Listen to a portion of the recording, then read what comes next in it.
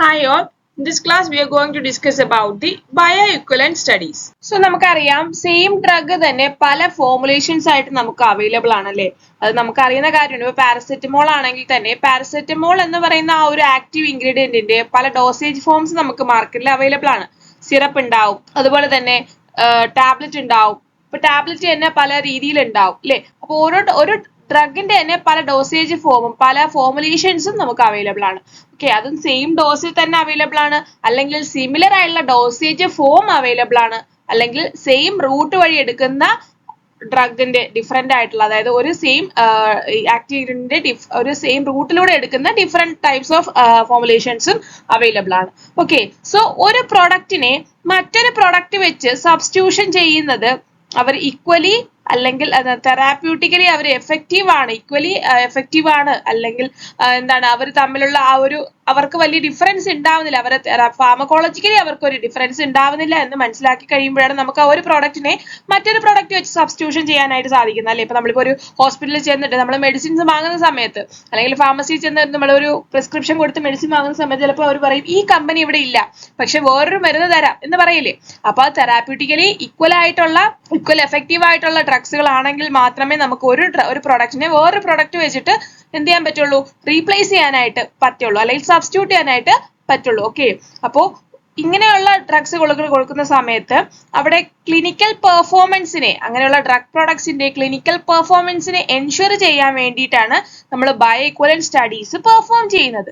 Okay, so bio equivalent സ്റ്റഡീസും bio availability സ്റ്റഡീസും തമ്മിലുള്ള വ്യത്യാസം എന്താണ്? ബയോ അവൈലബിലിറ്റി എന്ന് പറയുമ്പോൾ നമ്മളൊരു പുതിയ ഡ്രഗ് കണ്ടുപിടിക്കുന്ന സമയത്ത് ആ ഒരു ഡ്രഗ് ബോഡിയിൽ എങ്ങനെ എഫക്ട് ചെയ്യുന്നു എന്നുള്ളത് പഠിക്കാൻ വേണ്ടിയിട്ടാണ് ബയോ അവൈലബിലിറ്റി സ്റ്റഡീസ് ചെയ്യുന്നത് അല്ലേ. അപ്പോൾ ബയോ ഇക്വലന്റ് സ്റ്റഡി എന്താണ്? ഒരു പ്രോഡക്റ്റ് അല്ലെങ്കിൽ ഒരു ആക്റ്റീവ് ഇൻഗ്രീഡിയന്റ് ഉള്ള ഡ്രഗ് മാർക്കറ്റിൽ ഇറങ്ങി അതിന്റെ ബയോ അവൈലബിലിറ്റി സ്റ്റഡി എല്ലാം കഴിഞ്ഞു, അതിന്റെ ഹ്യൂമൻ സ്റ്റഡീസ് എല്ലാം കഴിഞ്ഞ് മാർക്കറ്റിൽ ഇറങ്ങി കഴിഞ്ഞു. ഇനിയിപ്പോ ആ ഒരു same drug same dosage form അല്ലെങ്കിൽ ഒരു സിമിലർ ആയിട്ടുള്ള ഒരു ഡോസേജ് ഫോം ആക്കി മാറ്റുന്നു, അല്ലെങ്കിൽ ആ ഒരു സെയിം ഡോസിൽ തന്നെ സിമിലർ ഡോസേജ് ഫോം ആക്കി അല്ലെങ്കിൽ വേറൊരു ഡോസേജ് ഫോം ആക്കി മാറ്റുന്നെങ്കിൽ നമ്മൾ എന്ത് ചെയ്യണം? ആ ഒരു ഡ്രഗിനെ നമ്മൾ എന്ത് ചെയ്യേണ്ട? ആ ഒരു പ്രൊഡക്റ്റിന് നമുക്ക് വീണ്ടും ആ ഒരു ഹ്യൂമൻ സ്റ്റഡീസ് കംപ്ലീറ്റ് അതുപോലെ ചെയ്യേണ്ടി വരില്ല. ഓക്കെ, സോ അങ്ങനെയുള്ള സമയങ്ങളിൽ നമുക്ക് എന്ത് ചെയ്യാനായിട്ട് സാധിക്കും?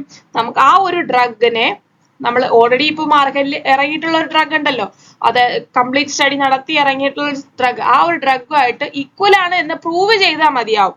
ഓക്കെ, അങ്ങനെ പ്രൂവ് ചെയ്യുന്നത് വഴി നമുക്ക് എന്ത് ചെയ്യാം? ആ ഒരു ഡ്രഗിനെ റെഗുലേറ്ററി ക്ലിയറൻസ് എല്ലാം കിട്ടി നമുക്ക് അത് മാർക്കറ്റിൽ ഇറക്കാനായിട്ട് സാധിക്കും. പക്ഷെ നമ്മൾ അവിടെ ചെയ്യേണ്ടതാണ്, ആ ഒരു സ്റ്റാൻഡേർഡ് ആയിട്ടുള്ള ആ ഒരു ഡ്രഗിന്റെ തെറാപ്യൂട്ടിക്കൽ ആക്ടിവിറ്റി അതുപോലെ തന്നെ ടോക്സിറ്റി ഒക്കെ സിമിലർ ആണ്, അല്ലെങ്കിൽ വേറെ വ്യത്യാസങ്ങളൊന്നും ഇല്ല എന്ന് നമ്മൾ പ്രൂവ് ചെയ്യണം. ഓക്കെ, സോ അതിന് വേണ്ടിയിട്ടാണ് ഈ ബയോഇക്വലന്റ് സ്റ്റഡീസ് പെർഫോം ചെയ്യുന്നത്. സോ ഈ ഒരു ബയോഇക്വലന്റ് സ്റ്റഡീസുമായിട്ട് റിലേറ്റ് ചെയ്ത് കുറച്ച് ടേംസ് നമുക്ക് ഡിസ്കസ് ചെയ്യാം. First is ഇക്വലൻസ്. ഇക്വലൻസ് എന്ന് പറഞ്ഞാൽ എന്താണ്? അതൊരു റിലേറ്റീവ് ടേം ആണ്. ഓക്കെ, അത് ഡ്രഗ് പ്രോഡക്ട്സിനെ കമ്പയർ ചെയ്യാൻ യൂസ് ചെയ്യുന്ന ഒരു റിലേറ്റീവ് ടേം ആണ് ഇക്വലൻസ് എന്ന് പറയുന്നത്. അപ്പോൾ ആ ഒരു ഡ്രഗിന്റെ എന്താണ് സ്പെഷ്യൽ ആയിട്ടുള്ള അല്ലെങ്കിൽ സ്പെസിഫിക് ക്യാരക്ടറിസ്റ്റിക്സോ അല്ലെങ്കിൽ ഒരു ഫങ്ഷൻസോ അല്ലെങ്കിൽ അതിന്റെ സ്റ്റാൻഡേർഡ്സോ ആയിട്ട് കമ്പയർ ചെയ്യാൻ വേണ്ടിയിട്ട് ഉപയോഗിക്കുന്ന ഒരു റിലേറ്റീവ് ടേം ആണ് ഇക്വലൻസ് എന്ന് പറയുന്നത്. ഇപ്പൊ ഡിഫറെന്റ് ടൈപ്സ് ഓഫ് ഇക്വലൻസ് നമുക്ക് അവൈലബിൾ ആണ്, അല്ലെങ്കിൽ നമുക്ക് അങ്ങനെ പറയാറുണ്ട്. ഫസ്റ്റ് എന്ന് പറയുന്നത് കെമിക്കൽ ഇക്വലൻസ്. കെമിക്കൽ ഇക്വലൻസ് എന്ന് പറഞ്ഞാൽ എന്താണ്? ഇക്വലൻസ് എന്ന് പറഞ്ഞാൽ എന്താണ്? ഒരു കമ്പാരിറ്റീവ് ടേം ആണ്. ഈ ഒന്ന് മറ്റൊന്നിനെ പോലെ ഈക്വൽ ആണ് എന്ന് പറയുന്നതാണ് ഇക്വലൻസ് എന്ന് പറയുന്നത്. അപ്പൊ കെമിക്കൽ ഇക്വലൻസ് എന്താ? അതായത് രണ്ടിൽ കൂടുതലോ ഡ്രഗ് പ്രോഡക്ട്സ് അതിൽ സെയിം ആയിട്ടുള്ള ലേബിൾഡ് കെമിക്കൽ സബ്സ്റ്റൻസ് ആണ് ആക്റ്റീവ് ഇൻഗ്രീഡിയന്റ് ആയിട്ട് ഉള്ളത്.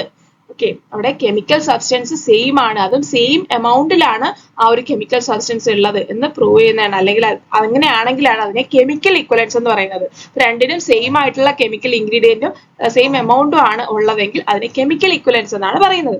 ഇനി ഫാർമസ്യൂട്ടിക്കൽ ഇക്വലൻസ് എന്താണ്?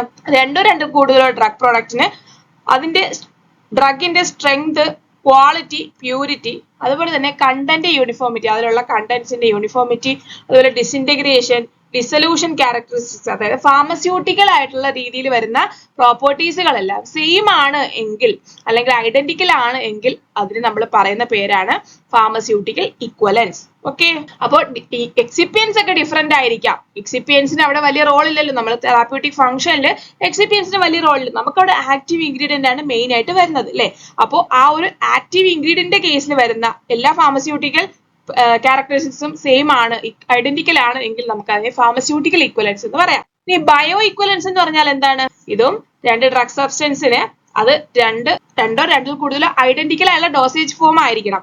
ഓക്കെ, അത് സിസ്റ്റമിക് സർക്കുലേഷനിൽ എത്തുന്നത് ആ രണ്ട് ഡ്രഗിന്റെ രണ്ട് പ്രോഡക്റ്റിൽ നിന്നും ഒരേ റേറ്റിലായിരിക്കും എന്ത് ചെയ്യുന്നത്, ആ ഡ്രഗ് സിസ്റ്റമിക് സർക്കുലേഷനിൽ എത്തുന്നത്. ഓക്കെ, അതും സെയിം ആയിട്ടുള്ള റിലേറ്റീവ് എക്സ്റ്റെന്റിൽ. അപ്പൊ അങ്ങനെയുള്ള ഡ്രഗ്സ്, അതായത് പ്ലാസ്മ കോൺസെൻട്രേഷൻ ടൈം പ്രൊഫൈൽ വരയ്ക്കുമ്പോൾ രണ്ട് പ്രോഡക്റ്റിന്റെയും പ്ലാസ്മ കോൺസെൻട്രേഷൻ ടൈം പ്രൊഫൈൽ വരയ്ക്കുമ്പോൾ അത് ഐഡന്റിക്കൽ ആയിരിക്കും.